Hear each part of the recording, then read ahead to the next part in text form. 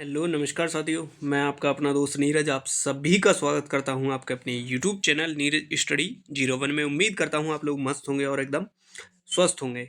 देखो, आपके SSC GD के जो कि एग्ज़ाम चल रहे हैं उसके लिए ही मैं आपके प्रैक्टिस सेट लेकर आ रहा हूं। वही क्वेश्चन जो बार बार एग्ज़ाम में पूछे जाते हैं।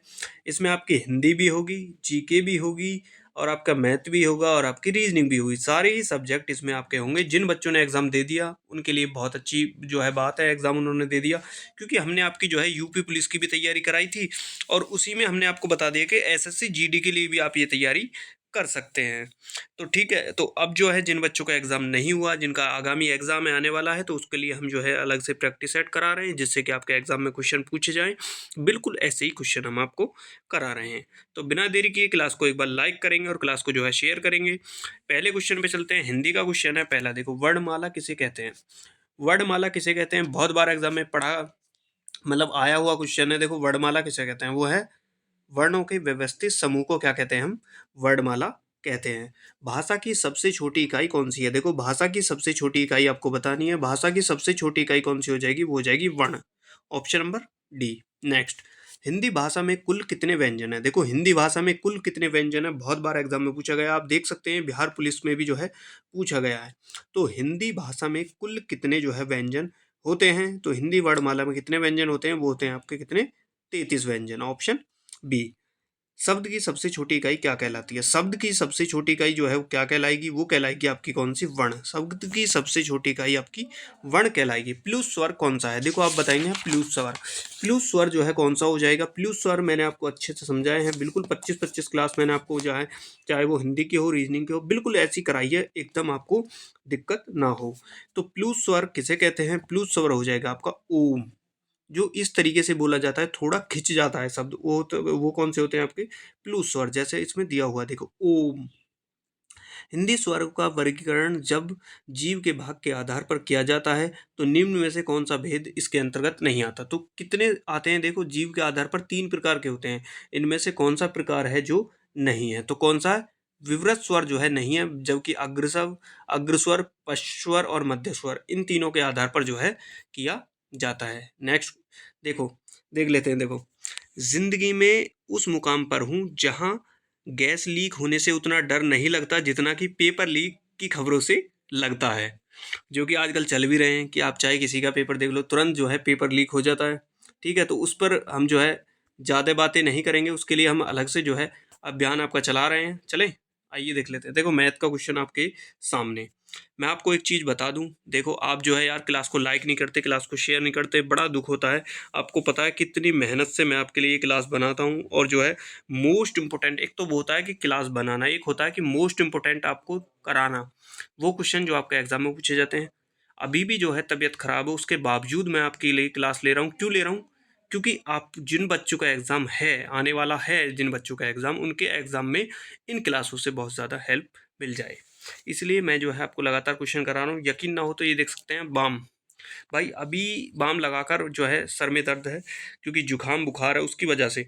तो अभी भी जो है मैं आपके लिए क्लास ले रहा हूँ, बस इसीलिए ताकि आपके एग्ज़ाम में कोई भी क्वेश्चन ना छूटे। और मैं तैयारी जो है आपकी कितनी तगड़ी चल रही है वो भी मैं आपको एक बार बैक कैमरा करके दिखा देना चाहता हूँ। देखो, मैंने अपने बेड को ही जो है सब कुछ बना दिया है तुम्हारे लिए। ये देख सकते हैं आप हिंदी की बुक, और ये देख सकते हैं आप मैथ की बुक हो, चाहे आपकी आपकी इसकी जीके की बुक हो, चाहे आपकी रीजनिंग की हो, चाहे आपकी यूपी जी के हो। ये देख सकते हैं, ये आपकी सामान्य ज्ञान हो गई, ये आपके नोट्स हो गई, ये आपके नोट्स हो गए, ये भी आपकी यूपी जी के हो गई, ये भी आपके जो है मैथ के नोट्स हो गए। इतनी सारी बुक देखो ये रही, किसके लिए? सिर्फ आप ही के लिए। बस आपसे इतना ही चाहता हूँ मैं, आप जो है क्लास को लाइक करें और जो है क्लास को शेयर करें, जिससे कि देखो हमें भी जो है मोटिवेट होते हैं। हम भी लगता है कि हाँ भी हम बच्चों को पढ़ा रहे हैं, तो कितने जो है ज़रूरी चीज़ें हैं जो हम पढ़ा रहे हैं, और हम वही चीज़ पढ़ा रहे हैं जो बार बार आपके एग्ज़ाम में पूछी जा रही हैं। ये चीज़ मैं आपको इसीलिए दिखा रहा हूँ कि जिन बच्चों को लगता है कि ये सब चीज़ें बहुत आसान है, तो मेरे भाई बहुत आसान नहीं है। क्वेश्चनों को छांटना, उन क्वेश्चनों को निकालना जो बार बार एग्ज़ाम में पूछे जा रहे हैं, फिर उनको कराना, ठीक है, वो अपने आप में एक अलग चीज़ है। आपने देखा भी है, आपने पिछली बार बीएसएफ की तैयारी करी हमसे, या आपकी दिल्ली पुलिस की तैयारी करी, या यूपी की करी, हमने जो क्वेश्चन कराए हैं, जिस तरीके से आपको पढ़ाया है, उसी तरीके से एग्जाम में क्वेश्चन पूछे जा रहे हैं। ठीक है, तो ज़्यादा देर जो है बात नहीं करेंगे, चलते हैं नेक्स्ट क्वेश्चन पे, जो कि आपका मैथ का क्वेश्चन है। मैथ का क्वेश्चन को फटाफट से जो है कर लेते हैं। देखो ये है 8,000 की धनराशि के लिए अर्धवार्षिक रूप से चक्रवर्ती होने वाली 10% वार्षिक ब्याज दर पर 1/2 वर्ष का चक्रवर्ती ब्याज कितना होगा। चार ऑप्शन आपके सामने आप देख सकते हैं। एसएससी जीडी में 2021 में पूछा गया है क्वेश्चन, इसलिए मैं ये क्वेश्चन करा रहा हूँ। तो बस आप जो है मेरे भाई क्लास को लाइक और शेयर करेंगे। जो मेरे भाई नए आए हैं चैनल पर, भाई बहन जो भी हैं, तो क्लास को एकदम जो है 5 सेकंड का समय निकाल के क्लास को शेयर करेंगे अपने भाई के लिए। और जो बच्चे नए आए हैं चैनल को भाई फटाफट से सब्सक्राइब कर लें। यूपी पुलिस का एग्जाम, उसके लिए भी हम अलग से जो है तैयारी करा रहे हैं, बता रहे हैं कि उसमें क्या होगा। तो उस पर जो है आप बने रहें, हम आपको जल्दी ही जो है बताएंगे कि उसमें आखिर में निर्णय क्या होता है। चलो क्वेश्चन पे लौटते हैं। क्वेश्चन को करते हैं। देखो कह रहा है अभीष्ट चक्रवर्ती जो है ब्याज, चक्रवर्ती ब्याज के लिए हम क्या करेंगे। इसमें कितना दे रखे हैं हमें, रुपए दे रखे हैं हमें कितने, 800। कितने 800। देखो कर लेते हैं इसको। ये हो गए हमारे कितने 8,000, सॉरी 800 नहीं 8,000। 8,000 हो गया गुणा 1 प्लस ये हो जाएगा। देखो दो, ये हो जाएगा कितना आपका। देखो ये कितना होगा, 2 एकम 2 और 1 3, कितने 3 वर्ष के लिए। और यहाँ कितना है हमें, देखो इसमें दे रखा है हमें अर्ध अर्ध रूप में चक्रवर्ती ब्याज। ये कितना है 100 है। ये कितना है 10। तो इसका आधा कितना हो जाएगा, वो हो जाएगा हमारा 5/100। और कितना, ये हो जाएगा 3। इसको हम सॉल्व करेंगे और इसमें क्या करेंगे, -8,000 भी जो है करेंगे। तो इसको हम पूरा सॉल्व करेंगे। सॉल्व करने के बाद हमें क्या प्राप्त होगा, वो क्या प्राप्त होगा अंदर वाले, इसको हम सॉल्व करेंगे तो यहाँ मिलेगा हमें कितना, वो मिलेगा हमें 9,261 माइनस कितना 8,000। कितना 8,000। तो बचा कितना हमारा, बचा हमारा 1,261। 1,261 हमें ऑप्शन नंबर ए में दिया हुआ है। ऑप्शन नंबर ए इसका राइट आंसर हो जाएगा। और मैं उम्मीद करूंगा आपको जो है इसको सॉल्व करने में इतना टाइम नहीं लगना चाहिए, क्योंकि यार आप जो है कंपटीशन एग्जाम की तैयारी कर रहे हैं, तो इसलिए फटाफट से कराते हैं जिससे कि आपका वीडियो जो है वो लंबा ना हो। चले नेक्स्ट क्वेश्चन पे।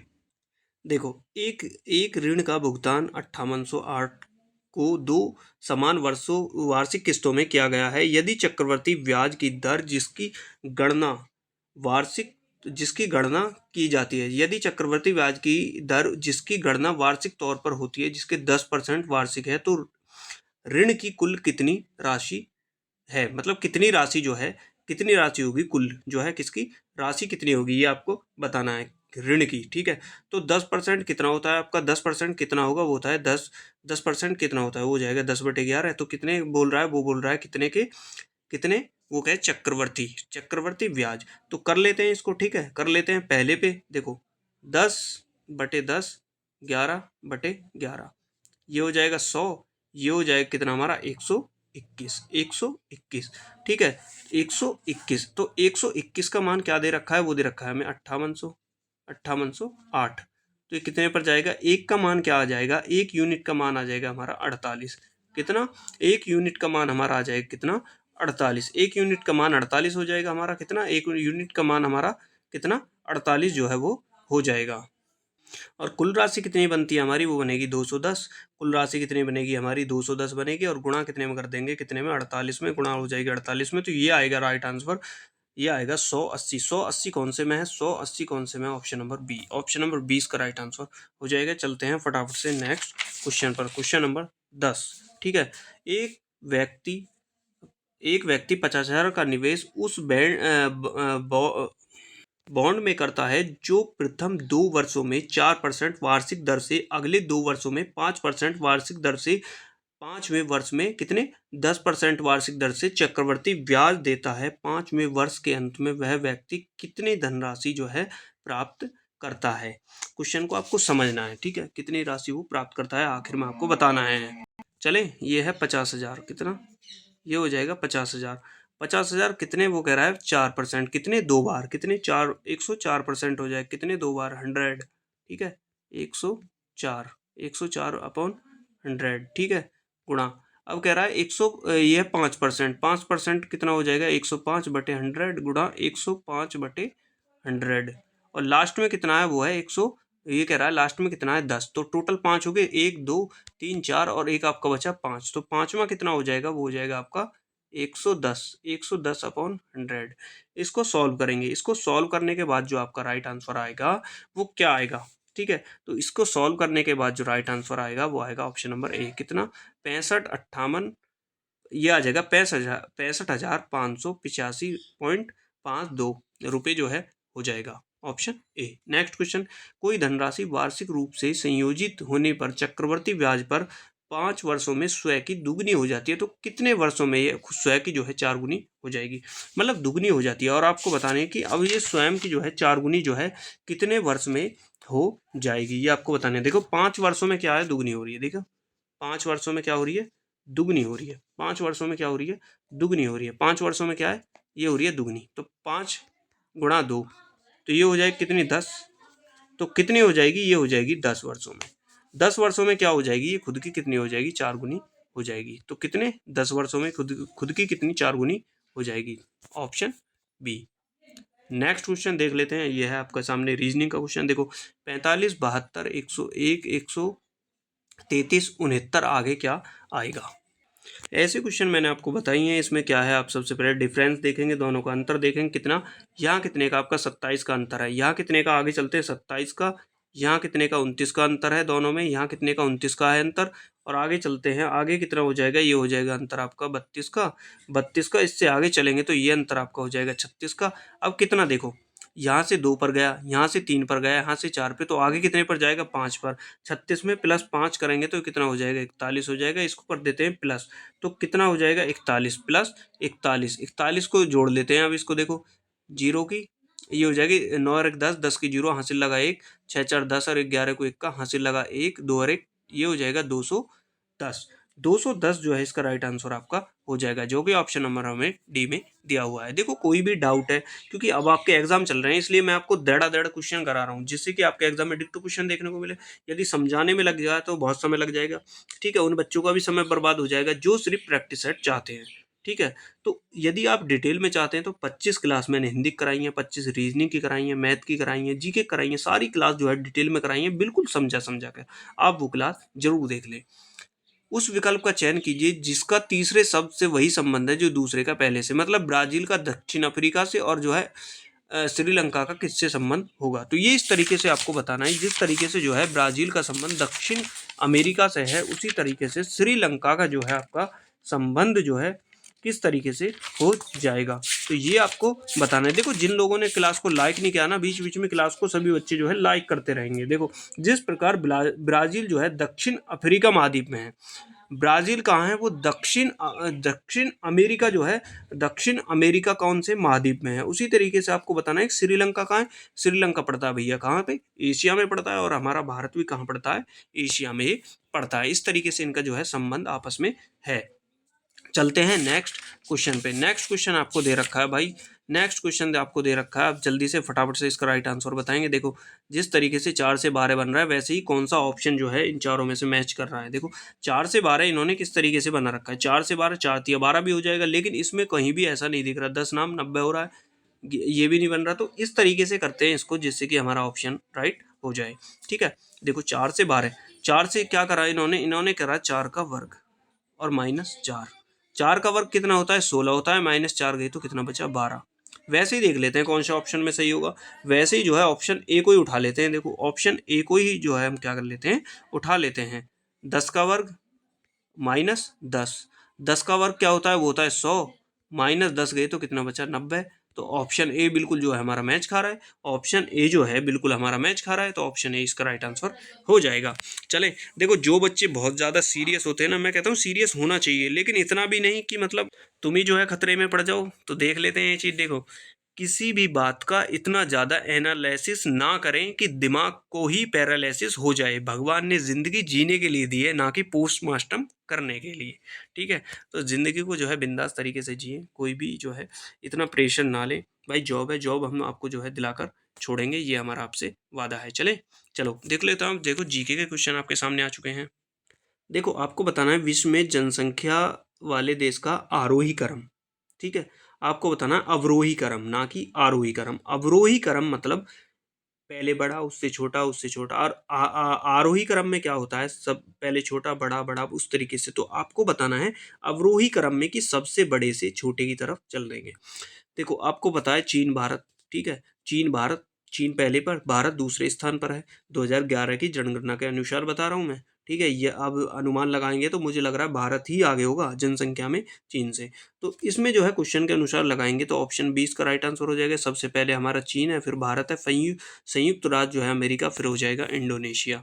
चले नेक्स्ट देखो, घटते जनसंख्या के अनुसार निम्नलिखित में से सही क्रम क्या होगा। घटते हुए, ठीक है, घटते हुए आपको बताना है, घटते हुए जनसंख्या के हिसाब से तो कौन सा ऑप्शन ए ही जो है सही हो जाएगा। घटते में अमेरिका हो जाएगा, फिर इंडोनेशिया, फिर ब्राजील, फिर आपका रूस जो है हो जाएगा। और रूस जो है वो क्षेत्रफल में सबसे बड़ा देश है। जनसंख्या के अवरोही क्रम में लिखो, देखो अवरोही, अब आपको समझना है। देखो अवरोही में पूछा है ना, देखो अवरोही, यहाँ भी अवरोही और यहाँ भी जो है अवरोही। अवरोही क्रम मतलब बड़े से छोटे की तरफ, इसमें जो भी है उसके अकॉर्डिंग आपको जो है आंसर देना होगा। तो ऑप्शन डी इसका राइट आंसर हो जाएगा। सबसे पहले पाकिस्तान, फिर आपका बांग्लादेश हो जाएगा, फिर हो जाएगा रूस, उसके बाद हो जाएगा क्या, जापान। जबकि जापान जो है टेक्नोलॉजी में सबसे आगे है। देखो पश्चिमी गोलार्ध में स्थित जनसंख्या की दृष्टि से सबसे बड़ा देश कौन सा है। आपको बताना है पश्चिमी गोलार्ध में, क्वेश्चन को समझना है। देखो पश्चिमी गोलार्ध में कौन सा हो जाएगा, वो हो जाएगा संयुक्त राज्य अमेरिका। Option A. एशिया महाद्वीप में विश्व का कितना प्रतिशत जनसंख्या निवास करती है। देखो सबसे ज्यादा कौन से में, एशिया में निवास करती है। तो कितना परसेंट करती है, परसेंट में आपको बताना है कितनी, 55% जो है निवास करती है।